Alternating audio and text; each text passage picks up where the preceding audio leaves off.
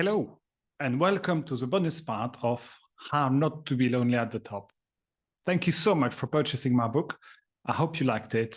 And what we're going to do in this bonus part section is cover difficult conversations. So to make it easy, we're going to use two examples. One is a positive one, whereby we're going to consider asking for pay rise, promotion, something great.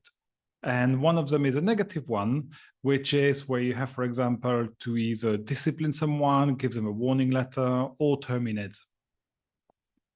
So why are difficult conversations difficult? In my experience, is because preparation is not as optimal as it should be. And for me, preparation really is split into two main categories. The first one is the content. The second one is how you as an individual are prepared. And by that, I mean, again, a little subdivision, how you prepare individually as yourself, and how you prepare for the reaction of the person you having the conversation with. But let's start by the first part, which is the content. And let's start with the positive part. You work really hard and you want to see your boss, your line manager, call it whatever you want, to ask for pay rise, for promotion, something that I'm really sure you really deserve. What makes the content really valuable, and many people I've coached with don't see it like that, is the content has to be a business case. The content really has to answer the one question your line manager is going to ask himself or herself, which is, so what? So when you go to present yourself for, I've worked really hard this year and I deserve a promotion, that's not going to cut it. What will cut it, however, is if you can start articulate with numbers, facts, figures, this is what I've done, but this is also how I've done further than what was expected. For example, I'm an individual contributor, but you know what, Mr. Line Manager, I've coached and mentored many of my team members to bring them to speed. And as a result, productivity of the team has increased. Or I was given that client who was not performing really well. And thanks to me, we've not just turned the client around, we've also helped them add extra sales. We've sold extra services. So do you see, what I'm mentioning now is not, I did my job well, because they know that, or you wouldn't be there, is I did more than my job, and this is how I can prove it to you. So as you see, the content has to be really more data and figure-driven than emotional-driven. That conversation, whilst it might be very emotional for you, is a pure black and white balance sheet conversation for the line manager. So again, the content, if you think about it, very data-driven, very business casey, very, this is the extra mile. So if I'm the manager, the so what become, wow, okay, I could see it now. Ask him or her to do this, they want this plus X. So that's kind of in a quick nutshell how the content for a positive conversation works. And if you want more information about how to do that, please reach out to me for have a discovery session, as I've coached many people to have promotions who have been successful over the years. If we now move to the more negative part, and let's make it a performance appraisal which hasn't gone well, and you need to give the person a written warning, a verbal warning, whatever you name it. As a line manager, which is probably the case, as you the one delivering the bad news, how much fact do you have?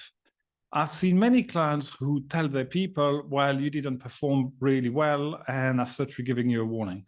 That's not going to cut it. It has to be, and the analogy I really like to use with my clients is, imagine it's a court case and you're a lawyer. How well are you prepared? Can you actually tell the person, in Q1, we decided it was X, you deliver Y being smaller than X. So that discussion, as you see, has to be very structured. And just like the promotion one has to be unemotional, it has to be data-driven and figure-driven and content-driven versus, I don't like you, you lazy, you come late. That's irrelevant in a way. It's more, what have you done or not done for us to have that conversation? And the more data you have, the harder it becomes for the person to deny it. Because as you can imagine, numbers don't lie, data doesn't lie.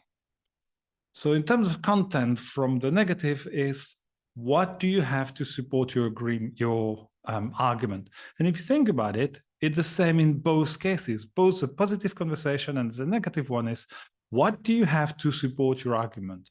And the more evidence you have, the easier it is to support the argument for you, and the harder it is to negate the argument for the other person. Now, if we move to, how do you prepare yourself for the conversation? And again, whilst we're going to have positive and negative, both of them are very, very similar. Is, how do you control your emotion, and what first impression are you going to give to the person when you enter the room? One of the things I've seen works really well with the clients and the people I have coached for that is through coaching, you can do role play. We can rehearse that conversation. Because if you think about it, it's not the whole conversation which is the most difficult most of the time. It's the first 2 or 3 minutes. So if you do the positive, and you're coming to your line manager to ask for that well-deserved promotion, how will you open the conversation? How will you be prepared? Are you going to be entering the room confident, or are you going to be entering the room the way someone who's already lost the conversation? There are many tips for that. And breathing is, as much as it sounds very simple, is one of the tips I like to help people with. So there's a concept called box breathing. And if you picture yourself a square, the first side of the square, you breathe in for 4 seconds. Then as you take the next side of the square, you hold your breath for 4 seconds. Then you breathe out for 4 seconds on this fourth side, and you hold your breath for 4 seconds on the fourth and final side. What that will do is, by controlling your breathing, you then controlling your physiology, you controlling your body, and in a way, you controlling your mind. Also, how do you project confidence? How do you enter that room saying, I really have done this, I'm really worth it? Well, that's where the content will help you, because you know you have your facts and figure right, and by rehearsing it, even if it's rehearsing it with just you in a mirror, it does work.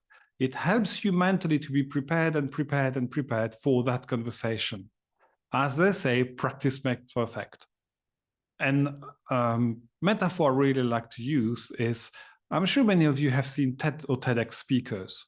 Did you know that the speakers rehearse their presentation between 40 and 80 times? So when you see them presenting it like they've done all their lives, they haven't. The trick is practice.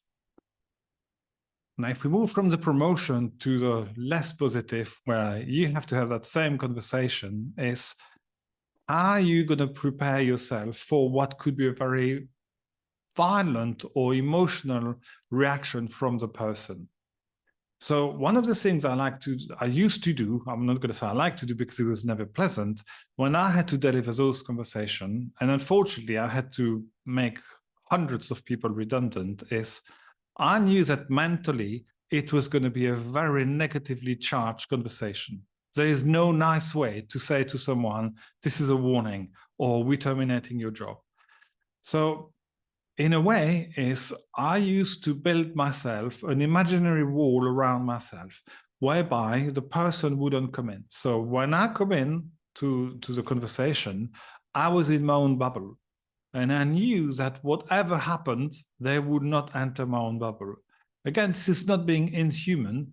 This is a side of you that not many people or not many books talk about. It's very easy to deliver a scripted conversation, but what is it going to do to you, the person who delivers it?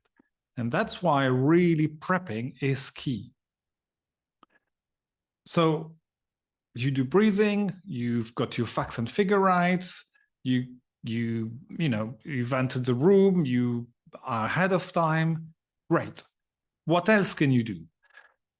If the bad news is the extreme bad news of you terminating someone, and you're in countries which are heavily regulated, have you read the script before? So loads of countries have a very specific script you will have to read during the interview. Have you made sure that there's someone else with you in the room? For example, it could be HR, or it could be another team members. But the point is, are you ready? And do you know exactly what the conversation is like? And that leads me to a very important point, which is mentally, what will that meeting be like? So in your head, you kind of have to know, okay, we're going to enter, I'm going to greet the person, I'm going to ask how they're doing. And then quite quickly, you want to go through the script or the main body of the conversation, give them a chance to respond, adjourn the conversation, move on to the next part of your day. And I know it sounds very harsh, but it has to be in a way very clinical, or you will be receiving all that negative energy and having to deal with something you might not be prepared to deal.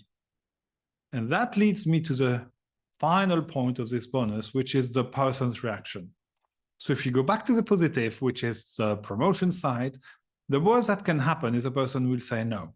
But most likely, the person's reaction will be, let me think about it. In that case, you've done your research, you've presented it really well, it's expected. They won't have an answer there and then. So their reaction to you is a reaction of, I need to think about it, and that's okay. A way to finish the conversation could be something like, if you need more information, if you want to see the figures I've used, please let me know and I'll forward them to you. So the positive side, in a weird way, is actually the easiest and the shortest side, whereby the reaction of the person will be, I don't know. If it's a no, that's okay. Show yourself that, you've done those things. Ask them, what's the no? What's missing? What have I not covered? Or in your mind, what do I need to do in terms of skill set or achievement to get to that next level, pay rise, promotion, be it whatever it is? And do take it as a learning. I know it's easier said than done, especially at that specific moment, but it is a learning experience. Having a no will make you stronger and more prepared for the next time. If we move to the negative conversation, I can promise you will have a reaction. I have never terminated anyone or given them written warning where the person just looks at me and says, thank you very much, great day, see you. So the challenge will be, how do you react to it? And I'm only going to cover a few potential reactions. There's more in my books. And also, if you're on a more in-depth conversation, I would invite you to book a coaching session with me. But it can be the two more common reactions when you terminate someone are either, in any specific order, disbelief and tears. And I've had quite a few people who cry. The challenge with crying is that as a terminating line manager, your job is to stand by your decision whilst being human. So you can't afford you can't give them the shoulder to cry on, but at the same time, you need to help them understand you're human. And it could be something like, I understand this comes as a shock. HR and I have a process that we can design to help you. And I would never underline enough how terminating someone humanly can have insanely positive long-term ramification. It's a very small world, as I say. Tomorrow, they could be your boss. So if they cry or get very emotional, give them space. Give them that time to process and say nothing. I know it sounds very strange, especially when the person is very emotional in front of you, but all they need at that point is time to process what just happened. If they shout, it's actually very similar to crying. I would ask them to just compose themselves and wait. I've had people shouting at me saying it's the wrong decision and this and that. I will let them, what I would call vent, and this is not said in a negative way, so they can share with me their point of view. The other side is people who say nothing. And if they say nothing in a heavily regulated country, just let them be, move on to the end of the meeting, and then adjourn it. Remember, those very dramatic meetings, for a better word, I would encourage you to have someone from HR in the room with you. They will also help you make sure that the situation is processed the best possible way. So what does that mean for you is, my tip to you is you need somehow to prepare yourself mentally that you will receive a lot of very negative or very emotional energy sent to you. How do you deal with that?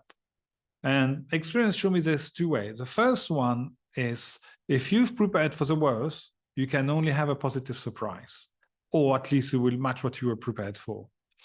And the second one, more important, is how will you get rid of that negative energy as quick as you can afterwards? So by that, I mean, and I'm going to terminate someone and I know it's going to impact them very badly. I'm prepared for it. I know they're going to go through a range of emotion, which could be tears, anger, grief. It could be many of them. And we speak about it in the book. Also, afterwards, I will always make sure I have a gap between that meeting and anything else in my day, so I can either go for a walk, have a coffee event. And again, it doesn't mean I'm not human. What it means is I've received a lot of energy from that person that I don't want to keep. So I would invite you to create a little routine to help yourself on, I'm going to receive the energy, what am I going to do with it? If this is helpful and you want more details and more information, there are two things available to you. One of them is the Ultimate Leader program that I have created as a result of the book and as a result of my 30s experience. Or if you want to have something much more interactive, I would invite you to book a complimentary discovery session where you and I can talk about how coaching and how my coaching can help you deal and navigate with the situation you'll see in your life. I hope this was useful. Again, thank you very much for buying the book and looking forward to potentially meet you or see you in one of the speaking events, or maybe if you feel, send me an email on philip@philipmatthijs.com. Thank you very much, and I'll see you soon.